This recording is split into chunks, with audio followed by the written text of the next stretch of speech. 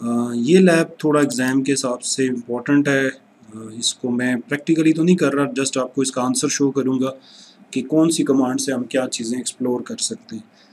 ये trouble shooting से related है, चैप्टर 17 है, लास्ट चैप्टर है। और इसमें किस तरह से हम नेटवर्क को डिज़ाइन करते हैं, क्या रिक्वायरमेंट्स होती हैं और ट्रबल शूट हम कैसे करते हैं। तो इसकी जो ये दो लैब्स हैं, ट्रबल शूट कनेक्टिविटी इश्यूज और ये इंटरप्रेट शो कमांड्स, ये दोनों लैब्स इंपॉर्टेंट हैं। प्रॉब्ली शो इंटरप्रेट, ठीक है। तो ये दोनों लैब्स आपने कोशिश करनी है, अटैम्प्ट करनी है, ठीक है। अच्छा, एग्ज़ाम में आपको जो मैंने कहा था ना कंसेप्चुअल या प्रैक्टिकल क्वेश्चन आते हैं, वो क्वेश्चन किस तरह के हो सकते हैं, इसी लैब से आपको आइडिया हो जाएगा। ये कह रहे हैं एनालाइज शो कमांड आउटपुट और रिफ्लेक्शन क्वेश्चन, ठीक है। तो अब आपके पास different type of show commands हैं जो हम इस वक्त तक देख चुके हैं। जैसे राउटर्स में हम show ARP, show flash, show IP route, show interfaces, show IP interface brief, show protocols, users, version, ये सारी चीज़ें हम ये कमांड्स हम लगाते आए हैं कहीं ना कहीं, ठीक है। अगर मैं ये राउटर डायरेक्ट एक्सेस नहीं हो रहा, लॉक्ड है, तो आपने PC से जाके टर्मिनल से इसको एक्सेस करना है, ठीक है। अभी आप इस लैब में कुछ क्वेश्चंस हैं, ठीक है, जिनके आंसर्स आपने करने थे। और ये लैब है, सॉरी, ये आ गया, ठीक है। बैकग्राउंड में मैंने वो PC ओपन कर लिया जिस पे मैंने राउटर एक्सेस किया हुआ था। तो ग्लोबल ये प्रिविलेज मोड में आके हम डिफरेंट शो की कमांड्स लगा सकते हैं। तो शो ARP की कमांड से हमें क्या पता चलता है कि हमारे कंप्यूटर ने अभी तक इसकी ARP कैशे क्या है, कौन कौन से कंप्यूटर्स के साथ कम्युनिकेट किया है और किसके मैक एड्रेसेस इसने रिजॉल्व करवाए हुए। जैसे इसको अभी पता है कि मेरे पास 209.165.201 विद दिस मैक एड्रेस इस इंटरफेस के ऊपर आगे कहीं कनेक्टेड है, ठीक है। तो अगर मैं ये नेटवर्क कौन सा है, ये लिखा शो, अगर मैं इसके इंटरफेसेस के IPs चेक करना चाहता हूँ तो show IP interface brief command है जो हम हमेशा लगाते हैं। इससे हमें पता चल जाता है कि हमारे ईथरनेट और सीरियल और मुख्तलिफ इंटरफेसेस पे कौन से IPs हैं। तो मैं अभी इस नेटवर्क को थोड़ा चेक करना चाहता हूँ कि क्या इस नेटवर्क पे कितनी डिवाइसेस हैं, और उनको मैं ARP जस्ट पिंग -N1 ही कर देता हूँ और 255 कर देता हूँ। प्रॉब्ली ये नहीं मानेगा, राउटर पे शायद ये ना करे इस तरह से ब्रॉडकास्ट।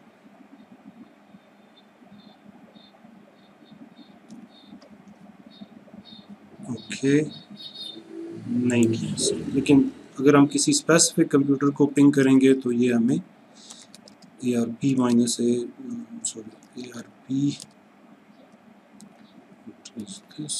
Sorry show ARP। तो यहाँ से हम जिस कंप्यूटर के साथ भी कम्युनिकेट करेंगे उसका मैक एड्रेस ये पहले रिजॉल्व करेगा, ठीक है।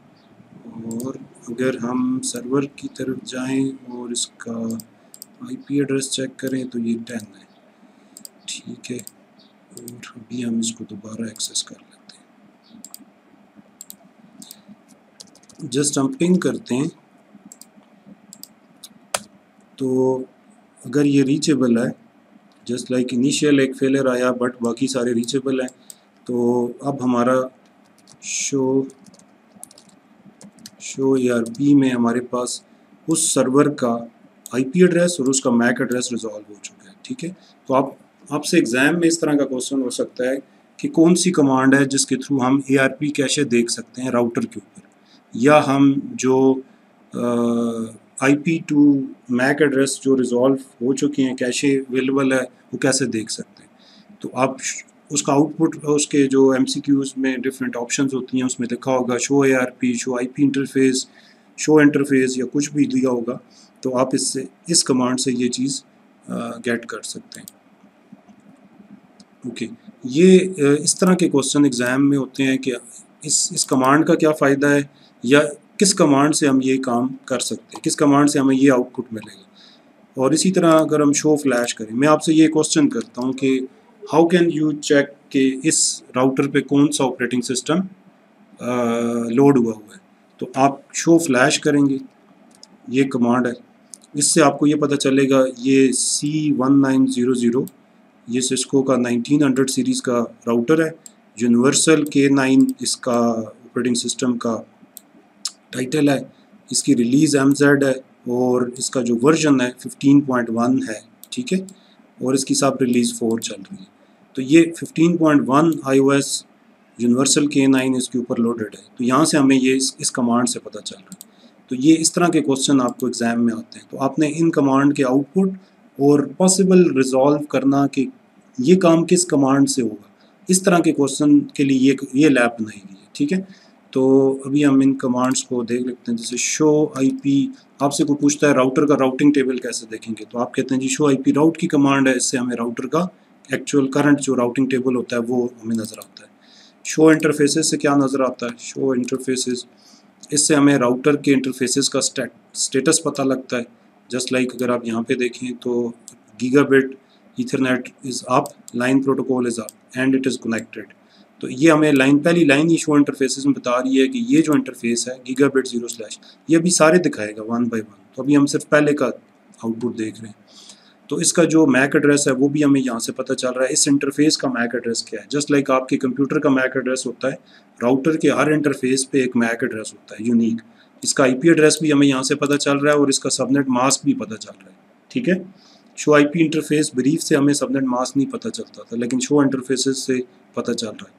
MTU साइज़ हमें पता चल रहा है, बैंडविड्थ हमें पता चल रही है, डिले हमें पता चल रहा है, ठीक है। और इसी तरह जो हमारे स्टैटिस्टिक्स होते हैं, कितने पैकेट सेंड हुए, कितने रिसीव हुए, देखिए 5 मिनट्स इनपुट रेट है, कितने पैकेट इनपुट हुए, कितने आउटपुट हुए, और उसका रेट क्या है, कितने पैकेट्स पर सेकंड ट्रांसमिट हो रहे हैं। क्योंकि अभी ये तो एक पैसिव लैब है, इसमें कोई रियल डेटा ट्रांसमिट नहीं हो रहा, तो यहाँ पे 0 पैकेट्स पर सेकंड दिखा रहा है। 4 पैकेट्स का इनपुट हुआ, 512 बाइट्स ट्रांसमिट हुई। और यहाँ पे एक अक्सर एक क्वेश्चन आता है, ठीक है, कि एरर्स देखने के लिए इंटरफेस के ऊपर क्या एरर आ रहे हैं, कितने एरर्स आ रहे हैं। देखिए अगर आपकी केबल क्वालिटी की नहीं होगी, इंटरफेस मैन्युफैक्चरिंग होगा, केबल की लेंथ ज़्यादा है, तो आपके इंटरफेस पे एरर्स आएंगे राउटर के। जितने एरर्स ज़्यादा आएंगे उतनी परसेंटेज ऑफ कह लें ट्रैफिक ड्रॉप हो रही होगी। लाइक अगर आप फाइल भेज रहे हैं 1 गिग की, तो उसको नॉर्मली अगर 10 मिनट लगने चाहिए तो उसके शायद 20 मिनट लग रहे हों। तो क्यों लग रहे हैं कि मे बी बीच में पैकेट लॉस है, तो पैकेट दोबारा रीट्रांसमिट हो रहे हैं। तो आपको इनपुट एरर्स और डिफरेंट टाइप ऑफ जो CRC एरर्स, ये यहाँ से आप देख सकते हैं, ठीक है। और ये काफ़ी बड़ी लिस्ट है, कोलिजन्स होगी, कोलिजन्स हुई हैं कि नहीं हुई, ठीक है, तो आप देख सकते हैं। लेकिन जनरली अभी इसमें 2-3 क्वेश्चंस के आंसर हो रहे हैं। You can check show interfaces की कमांड से आप ये चेक कर सकते हैं इंटरफेस अप है या डाउन है।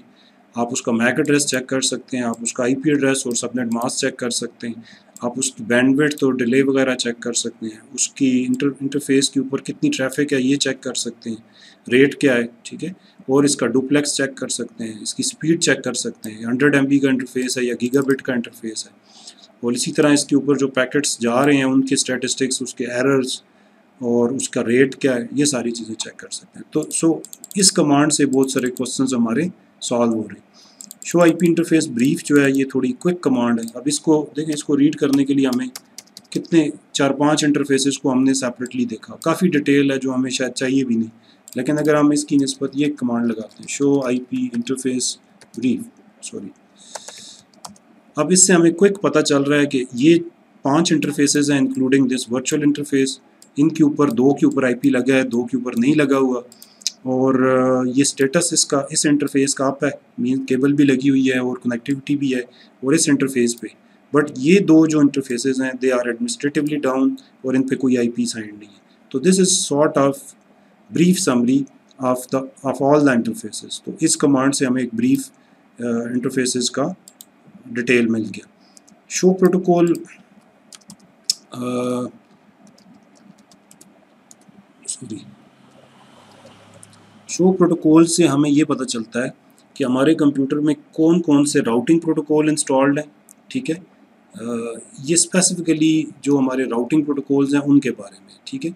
तो अभी अगर आप इसकी देखें तो हमारे पास इंटरनेट प्रोटोकॉल राउटिंग इनेबल्ड है, और इसके ऊपर एज सच कोई EIGRP या OSPF कोई राउटिंग प्रोटोकॉल नहीं है इंस्टॉल्ड।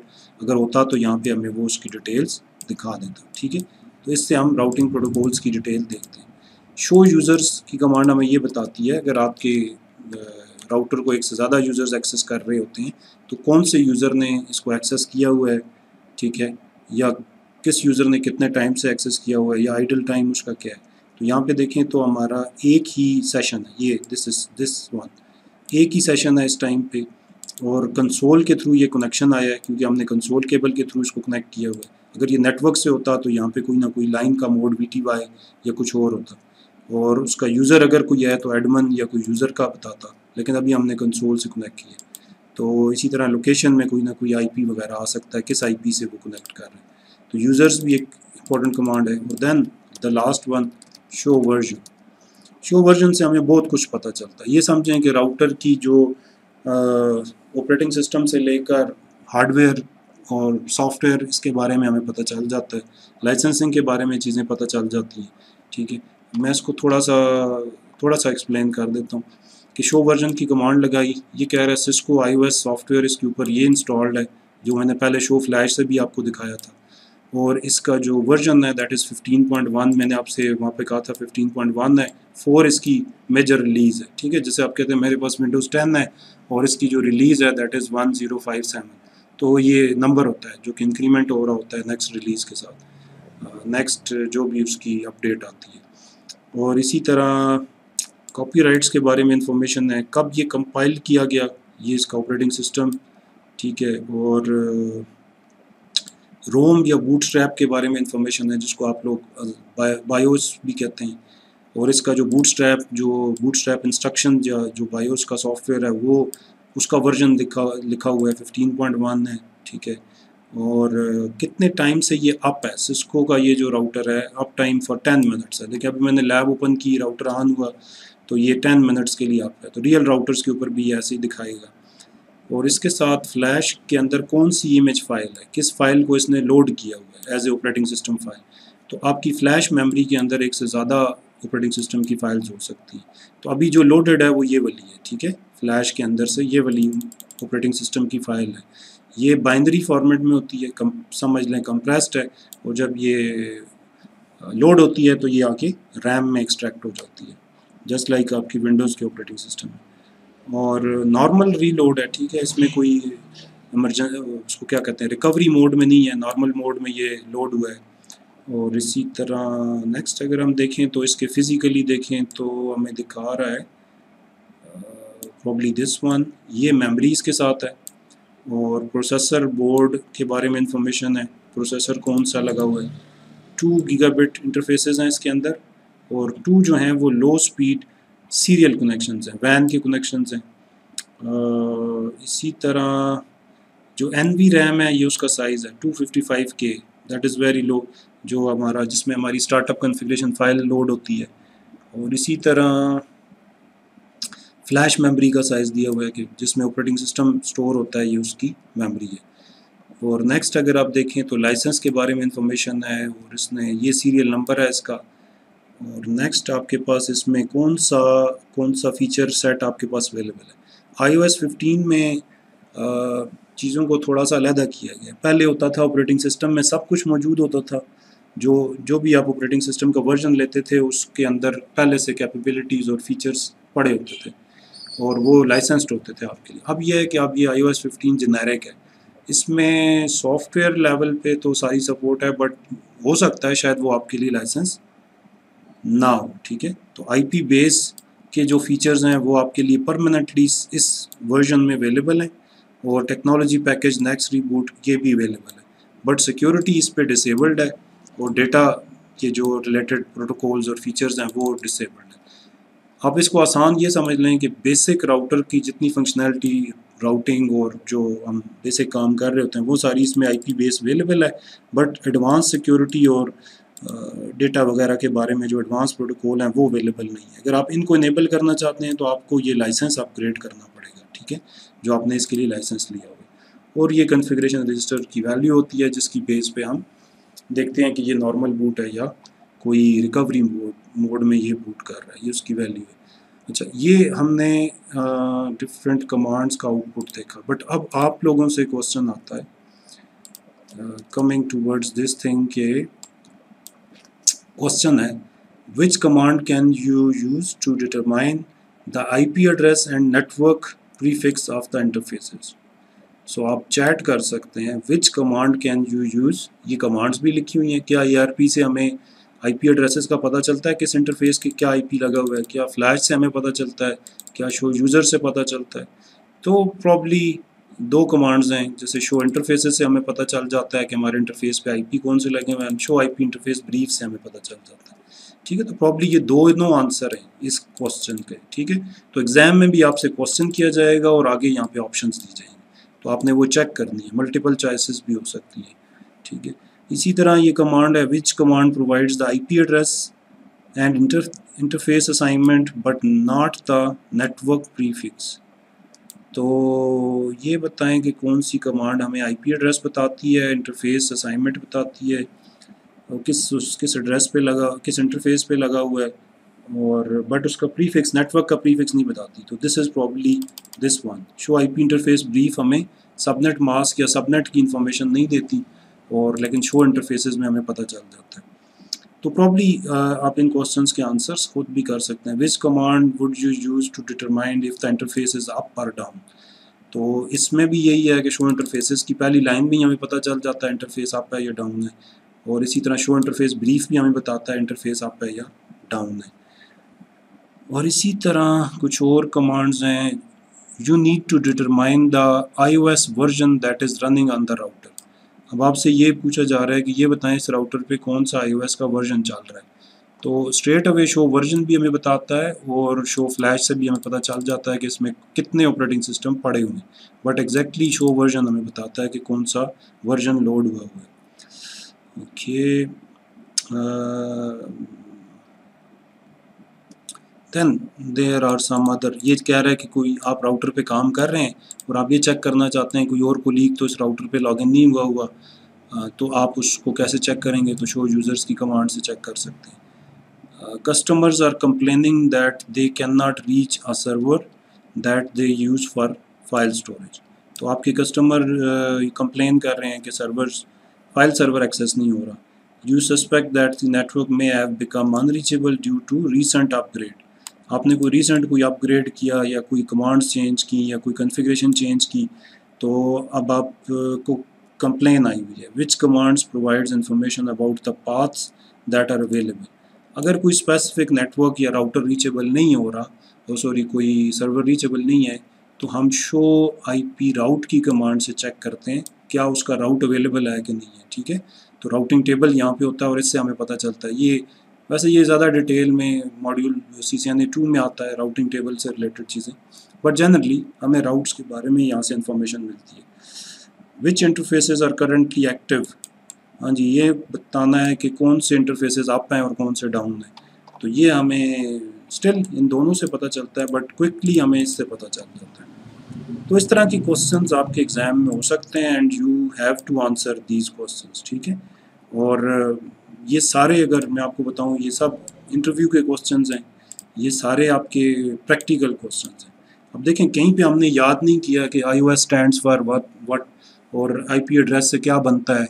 तो these are the practical questions कि do you know about the networks, can you configure, क्या आपको पता है कमांड्स क्या है। तो CCNA करने का एक बड़ा ऑब्जेक्टिव यही है कि आप प्रैक्टिकली काम कर सकें। ठीक है, तो ये लैब हमने थोड़ा क्विकली इसको देख लिया। इसके साथ ही एक छोटी सी ट्रबल शूटिंग की लैब करते हैं, then I will close this session. Probably यहाँ पे दो लैब्स हैं, use ping and trace route to test network connectivity.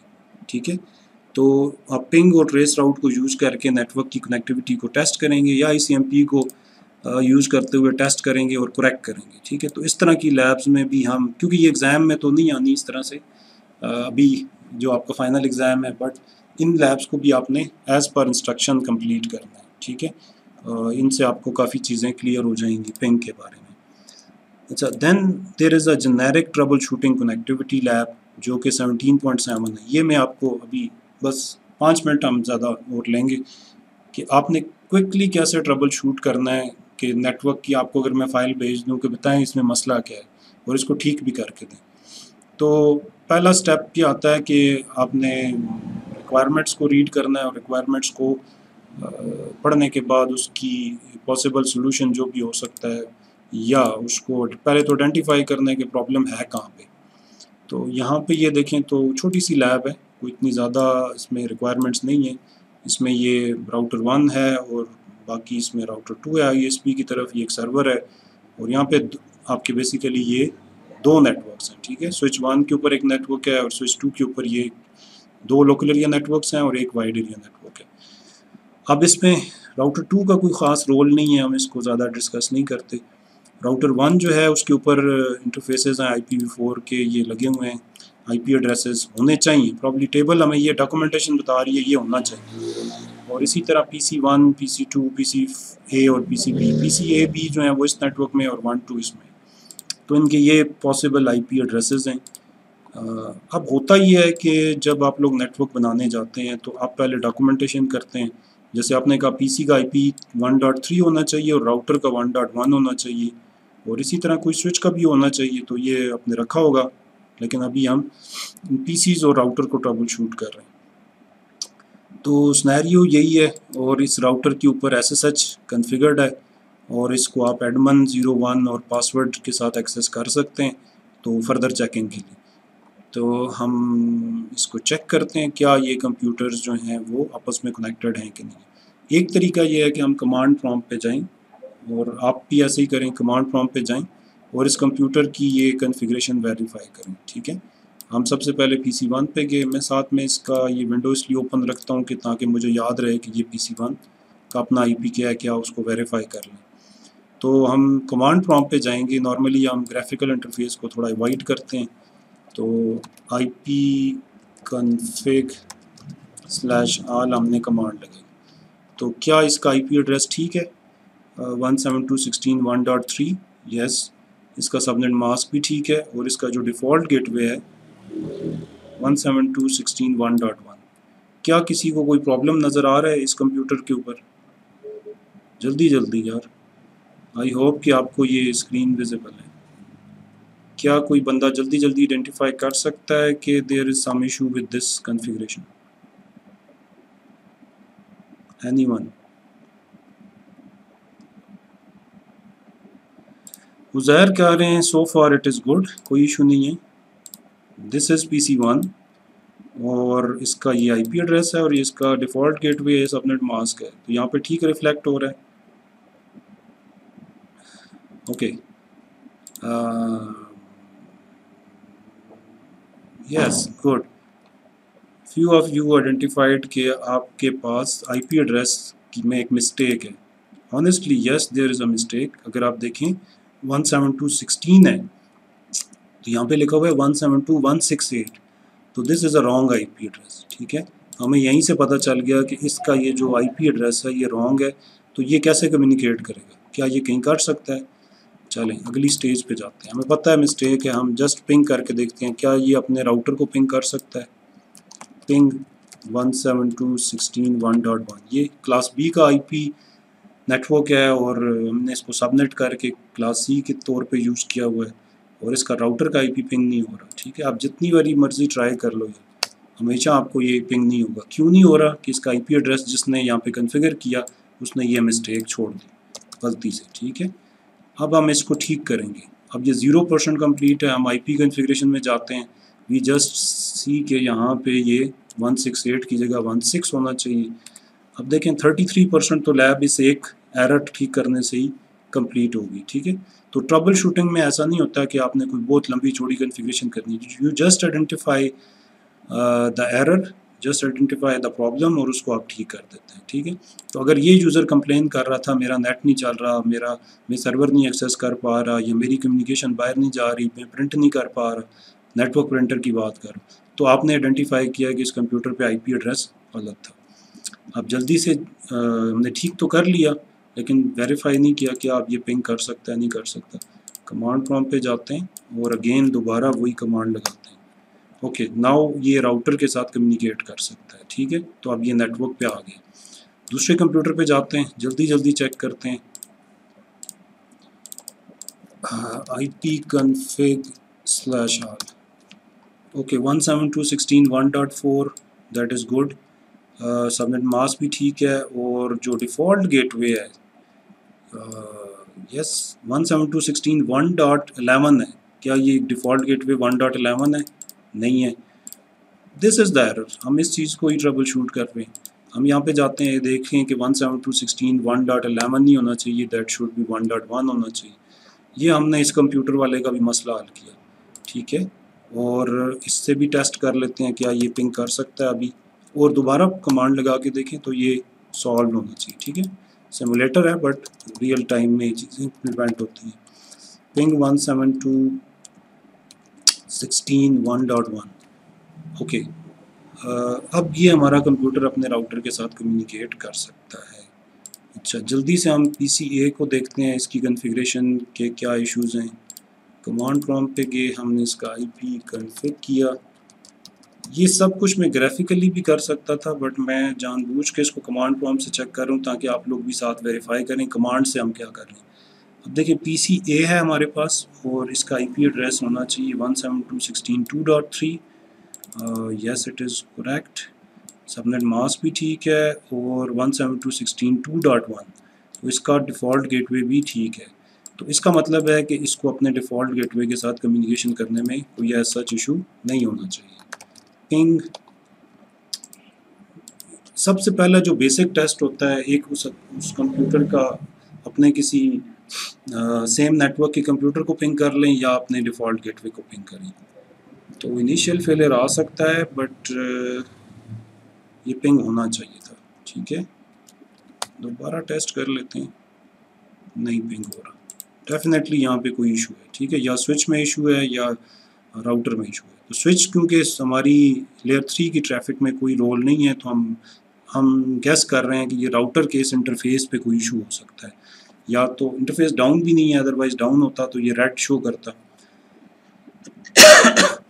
Okay, यहाँ से हम थोड़ा राउटर की तरफ जाते हैं कि प्रॉब्लम यहाँ पे नहीं है और प्रॉब्लम कहीं राउटर पे।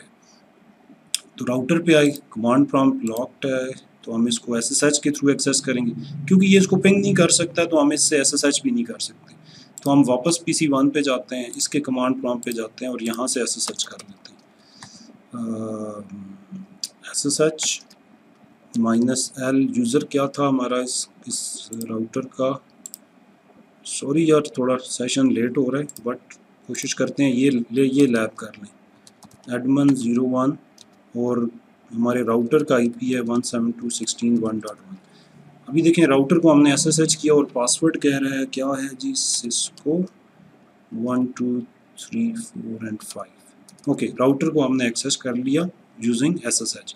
प्रैक्टिकली भी ऐसा ही होता है, जो नेटवर्क एडमन्स होते हैं वो अपने लैपटॉप को साथ रखते हैं और जाके नेटवर्क से टेस्ट करते हैं, राउटर को कनेक्ट करके। अगर कोई प्रॉब्लम आइडेंटिफाई करना है या उसको ट्रबल शूट करना है या उसको ठीक करना है, तो ओवर द नेटवर्क उसको एक्सेस कर लेते हैं। जस्ट लाइक मैं इस PC1 पे मूव किया और वहाँ से जाके राउटर को एक्सेस कर लिया। तो सो फॉर राउटर के ऊपर जो वेरीफाई करना है क्या इसके IP ठीक लगे हुए हैं, तो ये तो हमें पता चल गया कि ये वाला इंटरफेस ठीक है, बट हमें शक है कि वो इस इंटरफेस पे कोई इशू है।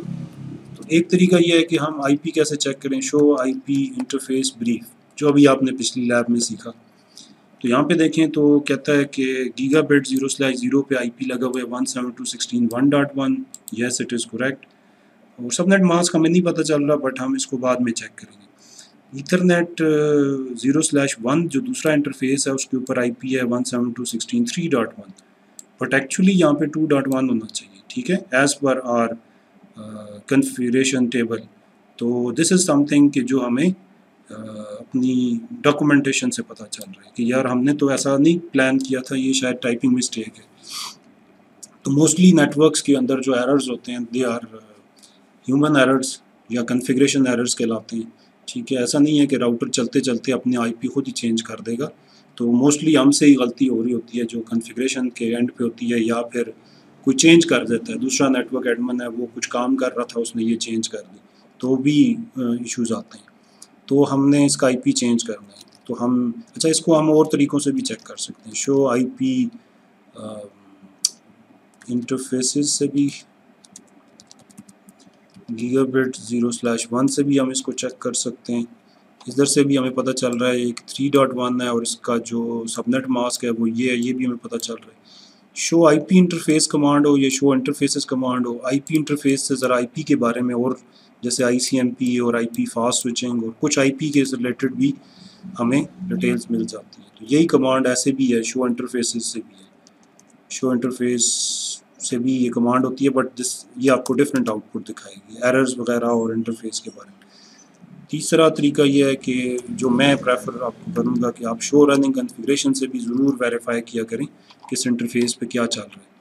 अभी देखें गीगाबिट के ऊपर 1.1 आईपी है और कॉन्फ़िगरेशन के हिसाब से ये 3.1 है, तो हमें हर तरफ से क्लियर हो रहा है कि इस इंटरफेस के ऊपर आईपी इसने गलत लगाया हुआ है। तो अब इस आईपी को हमने जाके ख़त्म करना है और उसकी जगह करेक्ट आईपी अप्लाई करना है। तो कॉन्फ़िगर टर्मिनल इंटरफेस गीगाबिट 0/1 और नो आईपी एड्रेस, जो IPv4 का एड्रेस था उसको हमने नो कर दिया, ख़त्म कर दिया।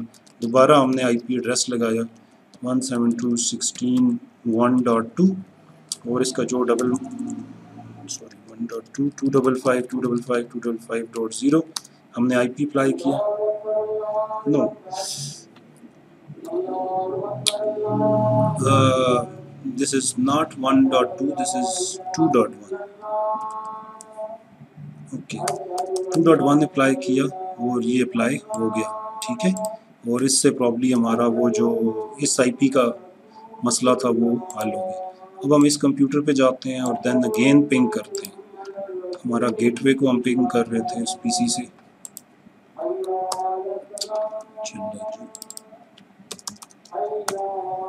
ओके इस पीसी का जो गेटवे के साथ कनेक्टिविटी का इशू था वो भी रिजॉल्व हो गया और प्रॉब्ली कंप्लीशन भी 100% हो गई है। तो जो एरर थे शायद वो ये 3 में ही थे। ये कंप्यूटर चेक कर लेते हैं, इसमें कोई इशू तो नहीं है। ओके यू कैन चेक कि आप आईपी यहाँ से भी चेक कर लें और कमांड प्रॉम्प्ट से भी चेक कर लें। ओके पीसीबी के ऊपर हम हैं और इसका आईपी 2.4 होना चाहिए और इसका 2.1 गेटवे होना चाहिए। So for it looks fine और इसको हम for the sake of testing हम इसको पिंग कर लेते हैं 172.16.2.1। तो ये भी पिंग कर रहा है। तो जो इस लैब के अंदर इश्यूज़ थे प्रॉब्ली पीसीज़ के इश्यूज़ थे या राउटर के इंटरफेस के इश्यूज़ थे, they are basic connectivity issues, not कोई बहुत ही एडवांस नहीं थे। बट हमने क्विकली बेसिकली इसमें बताने का मकसद एक फ़्लो फॉलो करना था, ठीक है, कि आप लोग कैसे नेटवर्क्स को ट्रबल शूट करेंगे।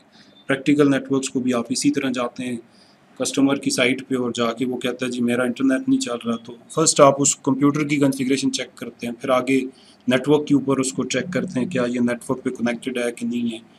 कोई केबल के इश्यूज़ हैं तो फिज़िकली केबल्स को वेरीफाई करते हैं, कोई आईपी एड्रेसेस के इश्यूज़ हैं तो आईपी एड्रेसेस को वेरीफाई करते हैं, IPv6 का इशू है तो IPv6 को चेक करेंगे। इसी तरह अगर पीसी पे कोई इशू नहीं है, जस्ट लाइक यहाँ पे पीसी पे इशू नहीं था, राउटर पे इशू था, तो आपने वहाँ से राउटर को एक्सेस किया और चेक किया कि ये जो नेटवर्क नहीं चल रहा है इसका क्या इशू हो सकता है, ठीक है। नॉर्मली नेटवर्क एडमिन कहीं ना कहीं यहाँ पे बैठे होते हैं, अपनी नॉक होता है नेटवर्क ऑपरेशन सेंटर के ऊपर बैठे होते हैं और वहाँ से ये सारी चीज़ें वेरीफाई भी कर रहे होते हैं। वो वहाँ से राउटर को भी पिंग कर सकते हैं और इन कंप्यूटर्स को भी पिंग करके चेक कर सकते हैं। जब नेटवर्क बड़ा हो, लाइक आपके पास 2-3 राउटर्स हों, तो आप ट्रेस राउट करके भी चेक कर सकते हैं कि कितने ऑप्स पे अवेलेबल है।